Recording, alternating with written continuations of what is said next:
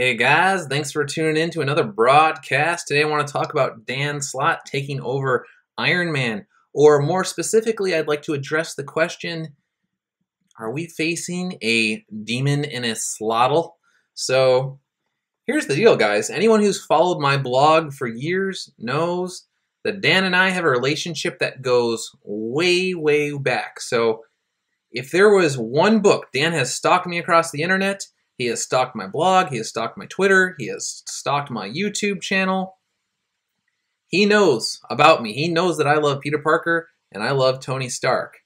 The one book that he could have went on to have me continuing to review his work was Iron Man.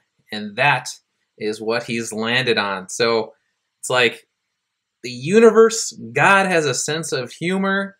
And I just can't help but laugh. This is actually quite amazing. So I'm really looking forward to this.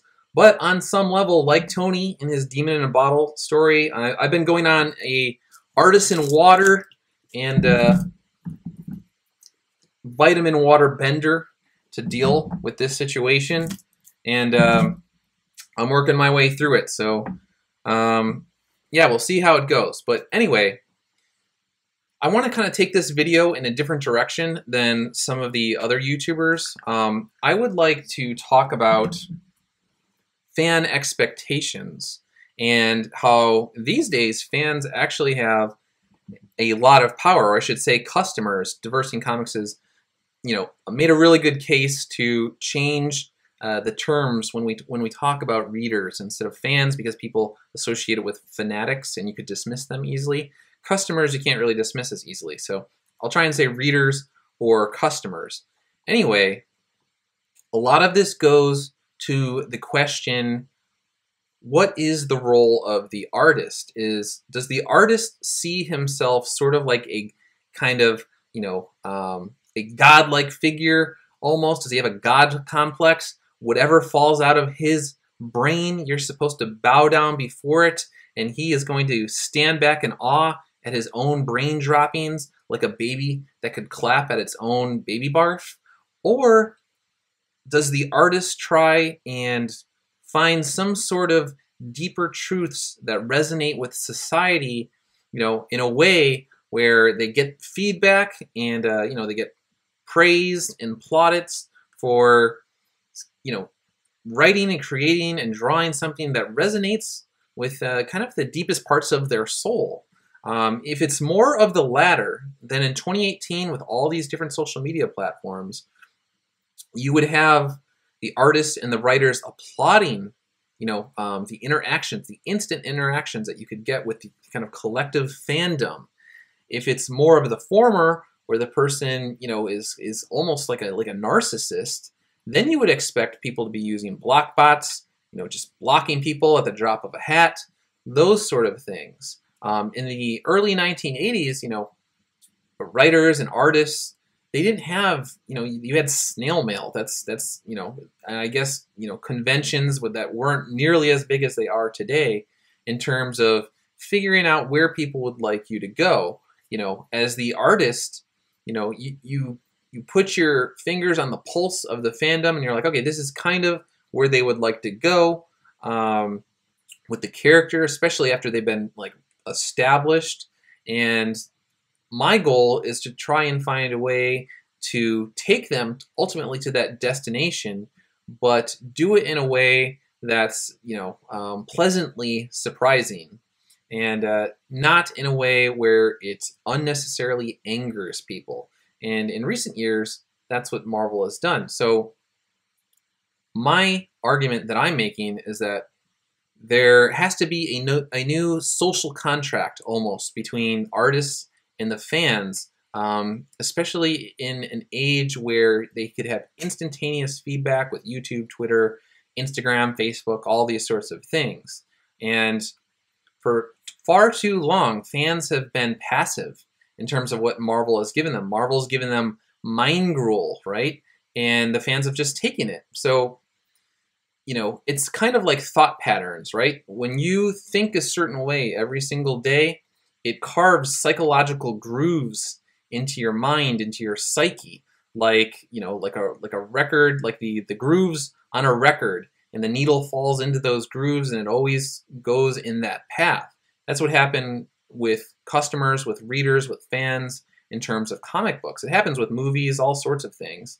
And when you just become passive and you just take what they give you, then it's a one-way relationship. It's a one-way street. It's not really supposed to be that way.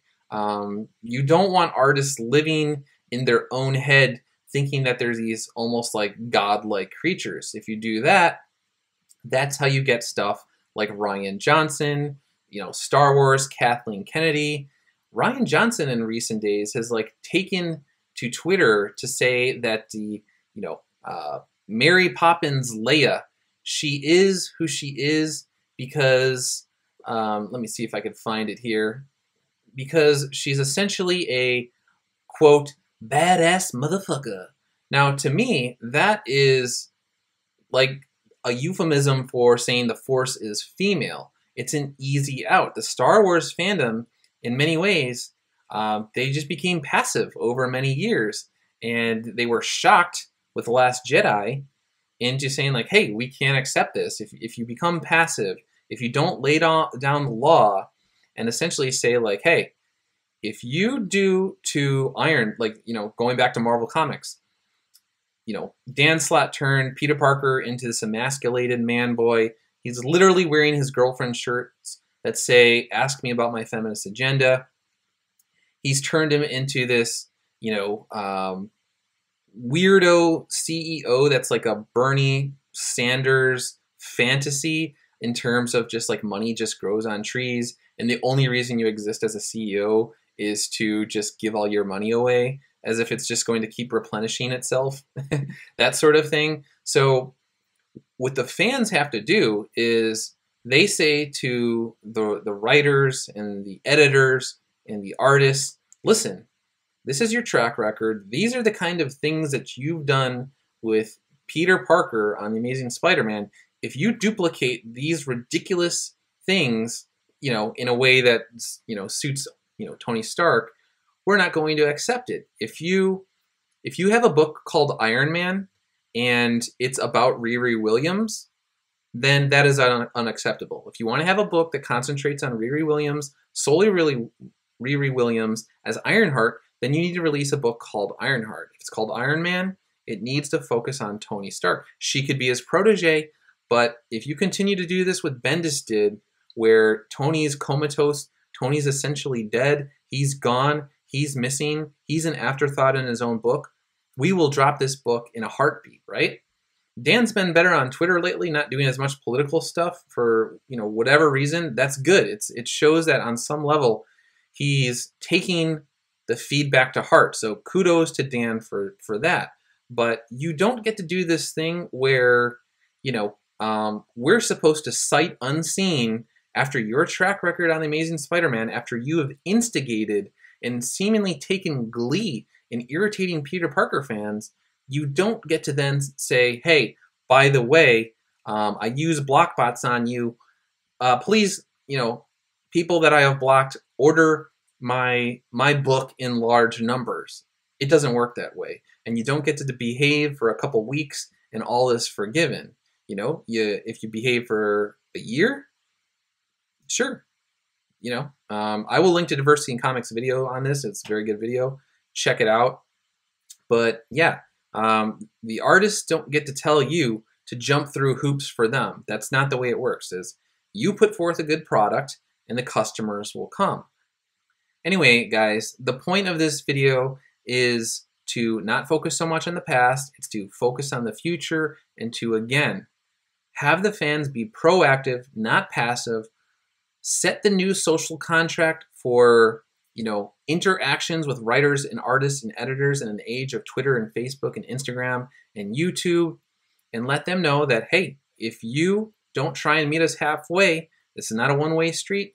If you don't try and meet us, we're out of here. And that's going to send a message. If you show us that you're the type of artist who thinks of himself almost as a, you know, demigod, if you're going to be a narcissist, we're not going to buy your product. But if you want to work with us, then we'll work with you. we'll do everything that we can on YouTube to spread word and try and generate interest in your product. So, you could either irritate people and drive away fans, or you could work with us and we could tout your work, your good work, for others to take part in it. That's about it for now, guys. I want to thank everybody who's donated on Patreon. I got a new Patreon member yesterday. Thank you for that. You know who you are. Thanks to all my subscribers. Thanks to all my new subscribers. I appreciate you tuning in. I'll try and come out with another video, if not tomorrow, then Monday for sure. I got a lot of writing to do. But again, I enjoy talking comics and movies and pop culture with you guys. I will see you again soon. So, see ya.